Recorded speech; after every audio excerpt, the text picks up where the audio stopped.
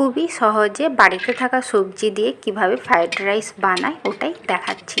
প্রথমে ঘিয়ের মধ্যে আমি কিন্তু পুরো ঘি দিয়েছি, ঘিয়ের মধ্যে একটু কাজু কিশমিশটা হালকা করে ভেজে নিতে হবে। তো এখানে ভাজা হয়ে গেছে, এটা এবার নামিয়ে নেব।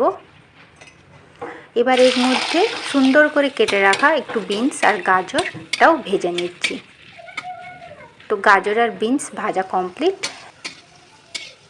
এরপর ভাতটা বানিয়ে নিতে হবে। তো একটা ডেচকির মধ্যে জল দিয়ে একটু তেজপাতা, গোটা গরম মশলা দিয়ে দিলাম আর বেশ কিছুটা নুন দিয়ে দিলাম। পরিমাণ মতো নুনটা দিয়ে দিতে হবে আর একটু সাদা তেল।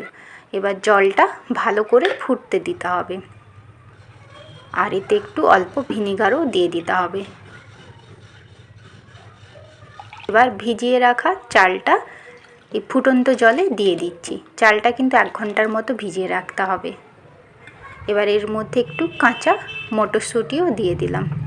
তো ভাতটা কমপ্লিট হয়ে গেছে, এবার এটা ছেঁকে নিতে হবে। ভাতটাও রেডি হয়ে গেছে। এবার এখানে এই ডেচকির মধ্যে অল্প করে ভাত দিয়ে দেব। এরপর গাজর আর বিনস ভাজা, একটু কাজু কিশমিশ ভাজা, ঘি আর গরম মশলা ছড়িয়ে দেব। ঠিক এইভাবে যতটা সম্ভব লেয়ার বানিয়ে নিতে হবে ভাত আর এরকম গাজর বিনসের, তবে যে রেডি হয়ে যাবে ফ্রাইড রাইস। তারপর খাওয়ার আগে একটু হালকা হাতে মিশিয়ে নিলেই রেডি হয়ে গেল ফ্রাইড রাইস।